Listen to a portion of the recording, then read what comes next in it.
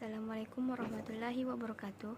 Perkenalkan, nama saya Alfatira Kurnianti Arida dari jurusan Psikologi Pendidikan dan Bimbingan Fakultas Ilmu Pendidikan Universitas Negeri Makassar, yang dimana dalam video kali ini saya akan menjelaskan ringkasan materi dari anak berkebutuhan khusus atau biasa disebut dengan ABK.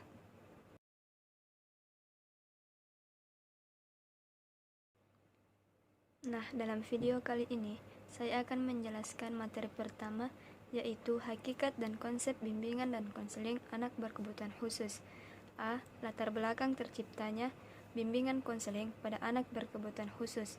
Berdasarkan sejarah perkembangan pandangan masyarakat terhadap anak berkebutuhan khusus, maka dapat dicatat bahwa kebutuhan anak ABK dan keluarganya masih banyak yang terabaikan selama bertahun-tahun dan hingga saat ini.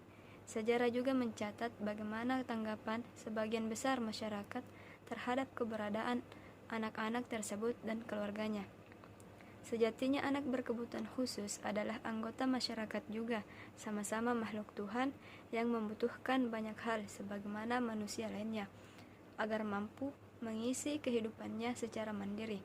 Sesuai dengan kemampuan dan kebutuhannya, anak berkebutuhan khusus juga membutuhkan layanan yang mendukung kepada keberhasilan belajar dan layanan yang memandirikan untuk mencapai perkembangan yang optimal. Layanan itu adalah bimbingan konseling.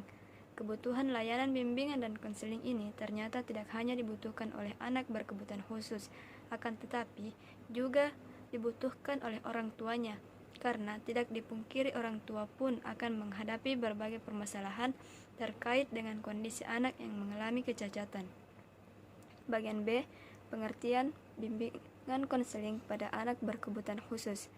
Konsep bimbingan dan konseling yang diawali oleh Frank pada abad ke-20 secara general diskurs.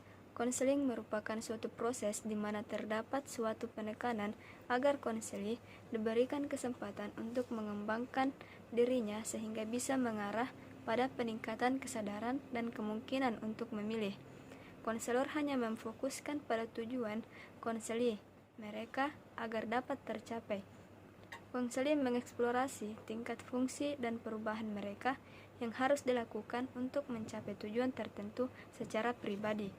Adapun menurut SK Kemendikbud nomor 025-0-1995/1, yang dimana bimbingan konseling adalah pelayanan bantuan untuk peserta didik baik secara perorangan maupun per kelompok agar mampu mandiri dan berkembang secara optimal.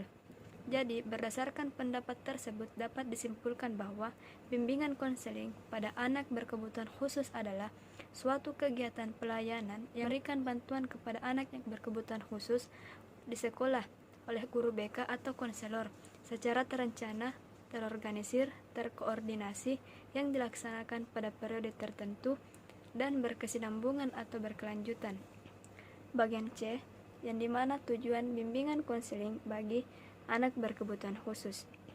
Menurut Dr. Andes Ketut Sukardi MB MM, bimbingan dan konseling memiliki dua tujuan, yaitu tujuan umum dan tujuan khusus, yang dimana tujuan umum bimbingan dan konseling bagi anak berkebutuhan khusus adalah membantu anak berkebutuhan khusus dalam mengembangkan diri dan menyesuaikan dirinya secara optimal sesuai dengan hambatan, gangguan, atau kelainannya. Dan yang kedua adalah tujuan khusus.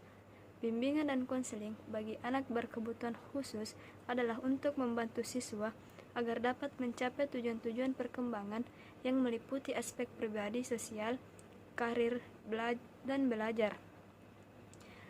Bagian D, fungsi bimbingan konseling bagi anak berkebutuhan khusus, yang dimana secara umum fungsi anak berkebutuhan khusus dapat dibedakan menjadi 5, yaitu yang pertama fungsi pencegahan, yang kedua fungsi pemahaman.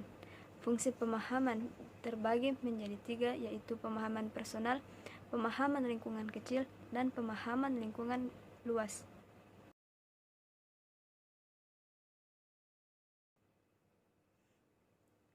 Nah, selanjutnya saya akan menjelaskan materi kedua, yaitu jenis-jenis anak berkebutuhan khusus. A. Jenis-jenis anak berkebutuhan khusus. Anak berkebutuhan khusus adalah anak yang memiliki kelainan penyimpangan dari kondisi rata-rata anak normal pada umumnya, baik dalam kondisi fisik, mental, maupun karakteristik perilaku sosialnya. Adapun jenis-jenis anak berkebutuhan khusus ialah yang pertama tunanetra, yang dimana tunanetra adalah anak yang mengalami kelainan gangguan pada penglihatan. Dan yang kedua adalah tunarungu, yang dimana anak yang mengalami gangguan pendengaran. Dan yang ketiga adalah tunalaras, adalah anak yang mengalami gangguan kesulitan dalam penyesuaian diri dan bertingkah laku tidak sesuai dengan norma-norma yang berlaku dalam lingkungan kelompok usia maupun masyarakat pada umumnya. Yang keempat, tunagrahita adalah anak yang secara nyata mengalami hambatan dan keterbelakangan mental jauh di bawah rata-rata sehingga mengalami kesulitan dalam tugas-tugas akademik, komunikasi maupun sosial. Yang kelima adalah tunadaksa, adalah anak yang mengalami gangguan kelainan pada anggota tubuh atau gerakan. Dan yang keenam adalah autisme, adalah gangguan perkembangan anak yang disebabkan oleh adanya gangguan pada sistem syaraf pusat yang mengakibatkan gangguan dalam interaksi sosial, komunikasi, dan perilaku. B. Klarifikasi jenis anak berkebutuhan khusus.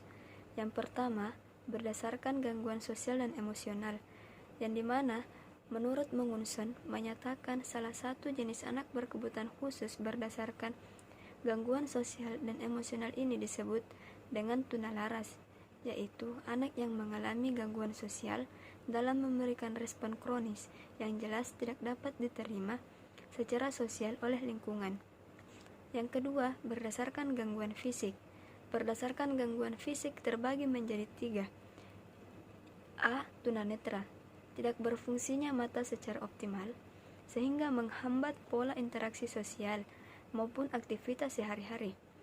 B. Tunarungu, yaitu mereka yang pendengarannya tidak berfungsi sebagaimana umumnya. C.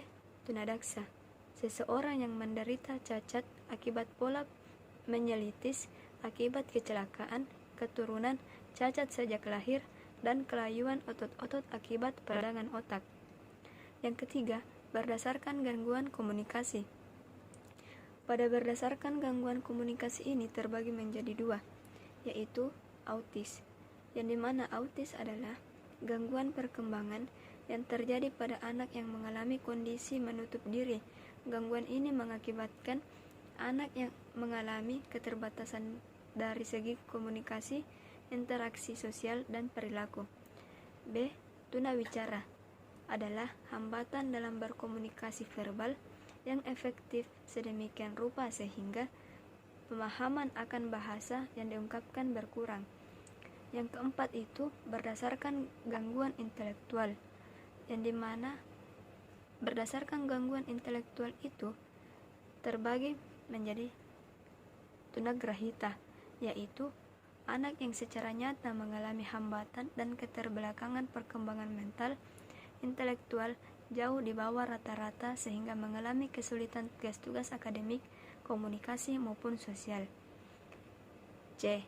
Penyebab anak berkebutuhan khusus. Adapun penyebab dari anak berkebutuhan khusus itu terbagi menjadi 3. Yang pertama itu prenatal, yang dimana prenatal adalah terjadinya kelainan anak semasa dalam kandungan atau sebelum proses kelahiran.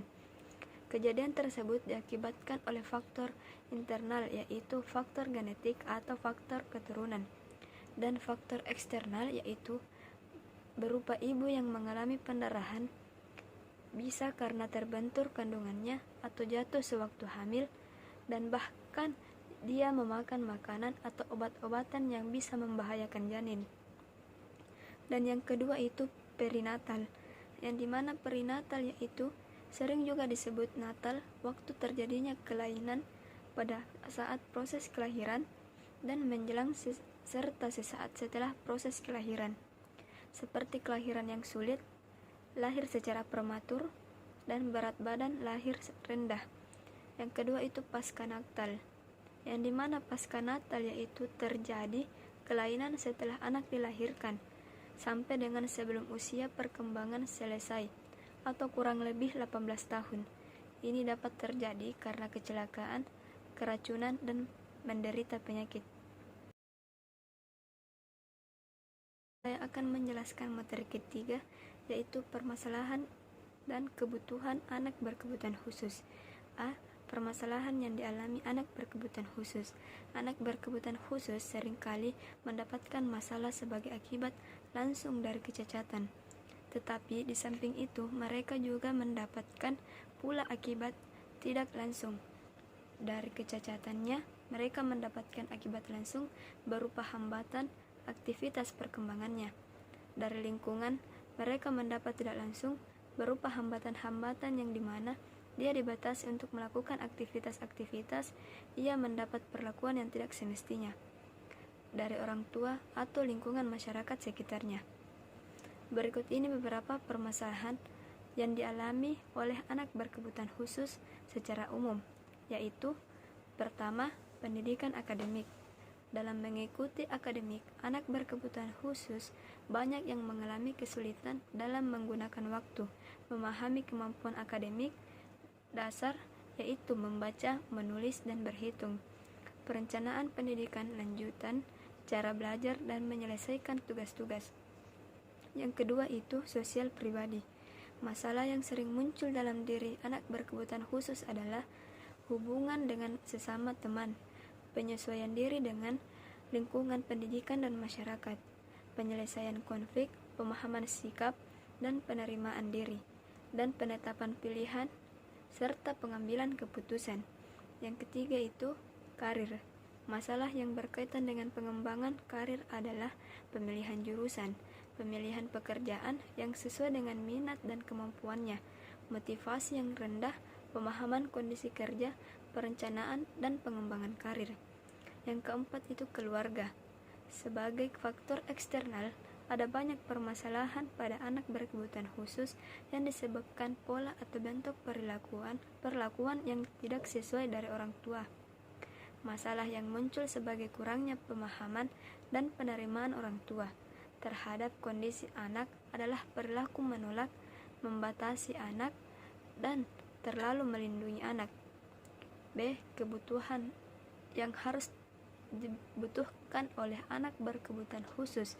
Yang pertama itu kebutuhan psikologi, yang kedua kebutuhan keamanan, dan yang ketiga kebutuhan rasa memiliki dan rasa cinta, yang keempat kebutuhan dihargai, dan kelima kebutuhan estetika, yang keenam kebutuhan aktualisasi diri. Selanjutnya itu materi keempat, yang dimana bimbingan konseling untuk anak berkebutuhan khusus. A. ADHD, autis, retardasi mental, talent, dan gifted. Yang pertama itu attention deficit hyperactive disorders atau ADHD. Ditinjau secara psikologis, hiperaktif adalah gangguan tingkah laku yang tidak normal yang disebabkan disfungsi neurologia dengan gejala utama tidak mampu memusatkan perhatian. Ada beberapa ciri anak yang hiperaktif, yaitu tidak fokus, sifat menentang, destruktif, tidak mengenal lelah, tanpa tujuan jelas, dan yang terakhir bukan penyabar yang baik dan usil. Yang kedua itu autis, yang dimana autis adalah gangguan perkembangan kompleks yang gejala-gejalanya meliputi perbedaan dan ketidakmampuan komunikasi sosial, kemampuan motorik kasar dan kemampuan motorik halus, dan kadang-kadang kemampuan intelektual. Gejala autisme dapat bervariasi, yaitu sulit berkomunikasi, sulit berinteraksi, minat yang obsesif, dan perilaku repetitif. Yang ketiga, retardasi mental atau tunagrahita. Menurut Semyon tahun 2006 berpendapat bahwa retardasi mental adalah tingkat fungsi intelektual yang secara signifikan berada di bawah rata-rata sebagaimana diukur oleh tes intelijensi yang dilaksanakan secara individual. Yang keempat itu talent and gifted. Talent atau berbakat istimewa adalah kemampuan yang tidak mengacu pada batasan intelijensi di atas 130. Akan tetapi, talent yang mempunyai salah satu atau beberapa bidang prestasi yang menonjol yang melebihi rata-rata dan prestasi tersebut tidak selalu dalam bidang akademis. B.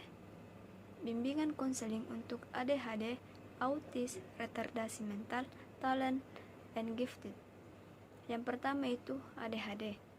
Siswa ADHD secara umum memiliki hambatan yang sama.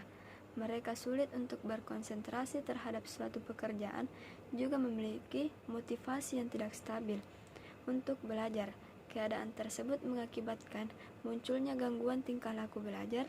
Layanan yang dapat diberikan untuk siswa ADHD adalah layanan konseling untuk lebih konsentrasi terhadap belajarnya.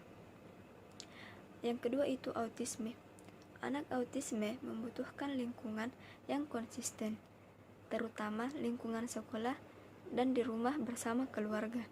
Oleh karena itu, bimbingan dan konseling tidak hanya bagi anak dengan spektrum autis, tetapi juga keluarga khusus, orang tua si anak, karena anak autis membutuhkan lingkungan yang konsisten dan mendukung untuk mengoptimalkan kemampuannya. Pola pelaksanaan bimbingan dan konseling bagi anak autis terbagi menjadi 3 tahap. Yang pertama, identifikasi, yang dimana identifikasi yaitu untuk mengetahui kondisi anak dan keluarga atau orang tua agar dapat memetakan kemampuan anak. Yang B, solusi atau program, yang dimana solusi atau program itu dibuat sesuai dengan hasil asesmen yang telah dipetakan sebelumnya. C, pelaksanaan, yang dimana pelaksanaan itu diperlukan adanya sosialisasi mengenai hasil asesmen kepada keluarga sehingga ketika orang tua memiliki gambaran yang akurat tentang kelebihan dan kelemahan anaknya, maka mereka bisa menentukan dan mendukung terapi atau program yang paling cocok untuk anaknya. Yang ketiga yaitu retardasi mental. Anak yang memiliki retardasi mental yaitu memiliki keterbatasan dalam belajar karena kapasitas tingkat kecerdasan yang di bawah rata-rata anak normal. Oleh karena itu, perlu adanya bimbingan dan dalam pembelajaran yang menyesuaikan dengan kemampuan maupun keterbatasan anak. Retardasi mental, bentuk layanan bimbingan konseling yang dapat diberikan kepada anak tunagrahita. Yang pertama itu layanan orientasi, yang kedua layanan pembelajaran, yang ketiga layanan konseling individual, dan yang keempat layanan konseling kelompok. Dan yang keempat itu talent and gifted. Menurut Endang Widyorini, seorang psikologi, berpendapat bahwa anak talent dan gifted memiliki persamaan, yaitu membutuhkan dukungan dan pemahaman dari orang-orang di sekitarnya. Program bimbingan bagi siswa cerdas dan berbakat dapat digolongkan ke dalam bentuk sebagai berikut. Yang pertama, pengayaan, yang kedua percepatan, dan yang ketiga pengelompokan khusus.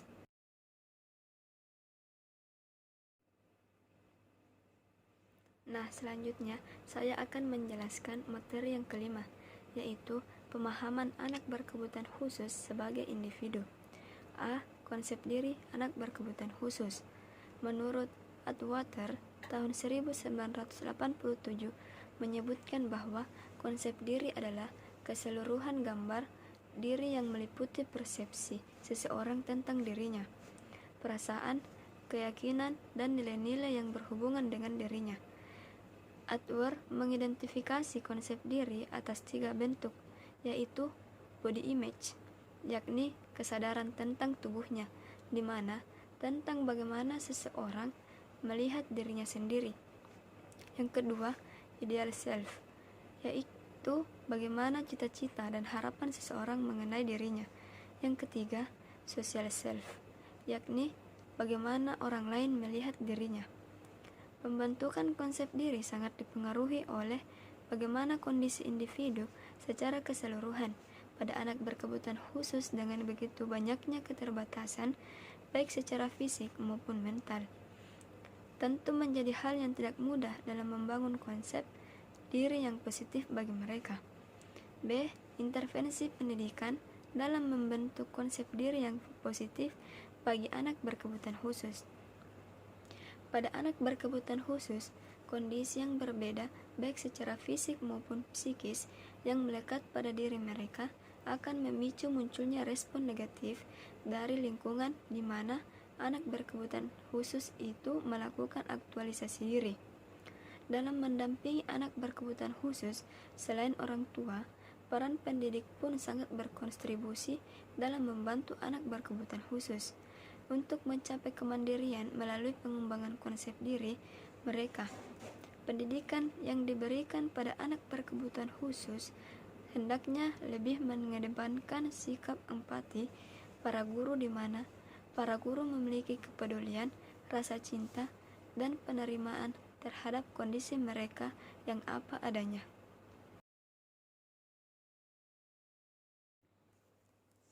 Nah, selanjutnya saya akan menjelaskan materi ke-6, yaitu sekolah inklusi. A. Pengertian sekolah inklusi, yang dimana sekolah inklusi yaitu pendidikan bagi peserta didik yang memiliki kelainan dan memiliki potensi kecerdasan atau bakat istimewa. Pendidikan inklusi adalah salah satu program dari kebijakan pemerintah untuk memberikan pelayanan bagi anak berkebutuhan khusus untuk menempuh pendidikan reguler seperti anak-anak normal lainnya. B. Tujuan pendidikan inklusi. Pertama, memberikan kesempatan yang seluas-luasnya kepada semua anak termasuk pada anak berkebutuhan khusus, mendapatkan pendidikan yang layak sesuai dengan kebutuhannya. 2. Membantu mempercepat program wajib belajar pendidikan dasar. Yang ketiga, membantu meningkatkan mutu pendidikan dasar dan menengah dengan menekan angka tinggal kelas dan putus sekolah. Yang keempat, menciptakan sistem pendidikan yang menghargai keanekaragaman, tidak diskriminatif, serta ramah terhadap pembelajaran. C. Adapun kendala-kendala dalam implementasi pendidikan inklusi, yaitu ada beberapa kendala yang ditemukan dalam pengimplementasian pendidikan inklusi. Misalnya, minimnya sarana penunjang sistem pendidikan inklusi, terbatasnya pengetahuan dan keterampilan yang dimiliki oleh para guru sekolah inklusi, menunjukkan betapa sistem pendidikan inklusi belum benar-benar dipersiapkan dengan baik.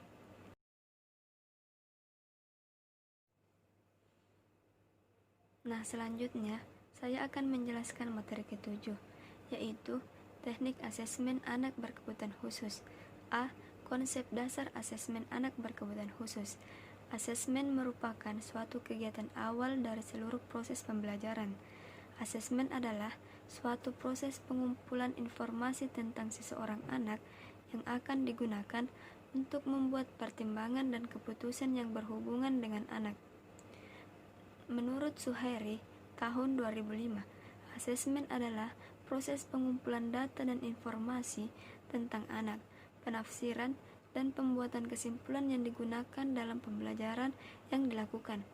Adapun tujuan asesmen anak berkebutuhan khusus menurut Zainal Alimin, yaitu yang pertama, untuk mengetahui kemampuan anak, dan yang kedua, untuk mengetahui hambatan belajar anak, yang ketiga, untuk mengetahui pencapaian perkembangan anak, dan yang keempat, untuk mengetahui kebutuhan belajar anak.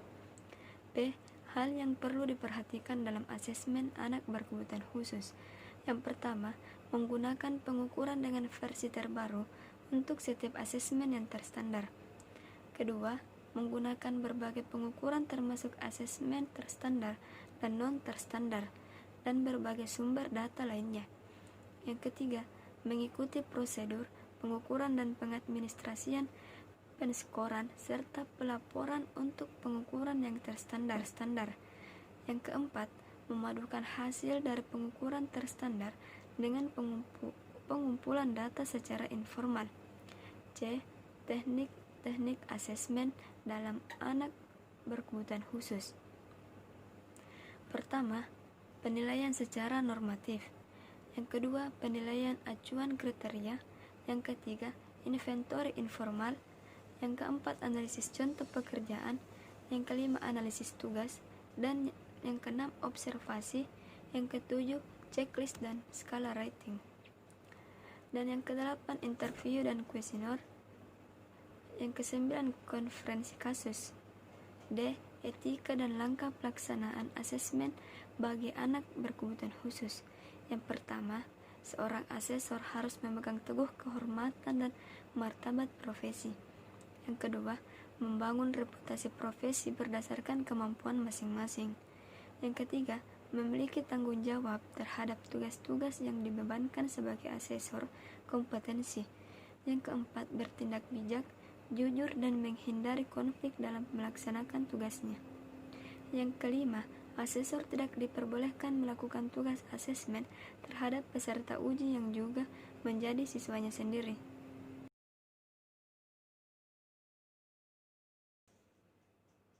Nah, selanjutnya itu materi ke-8, yaitu model dan teknik bimbingan konseling bagi anak berkebutuhan khusus.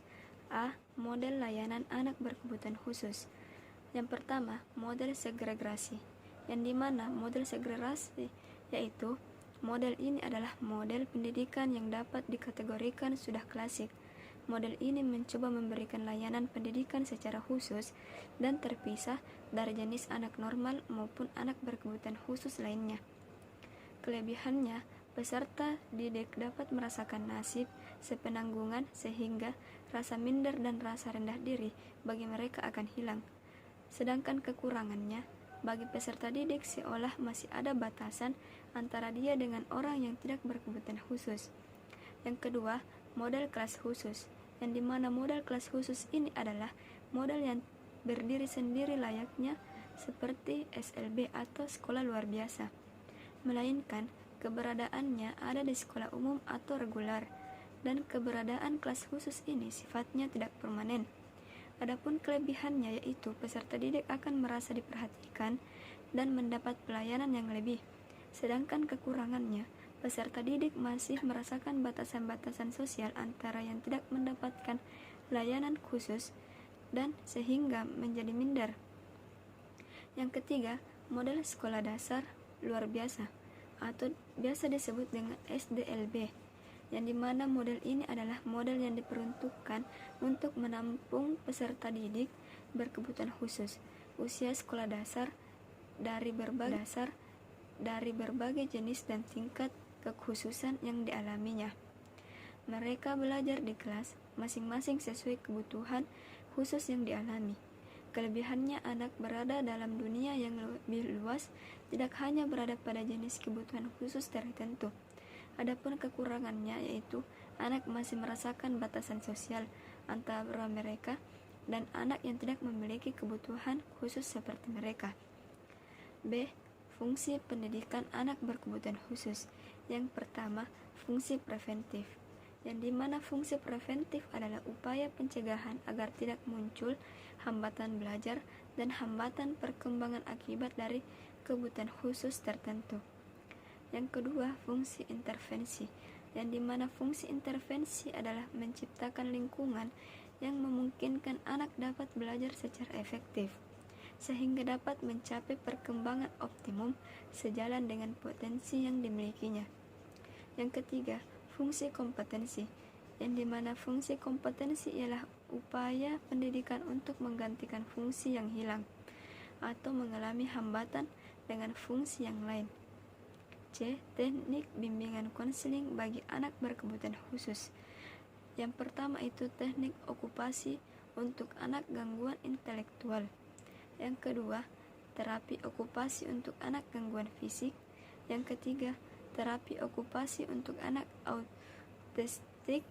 Yang keempat, terapi okupasi untuk anak hiperaktif.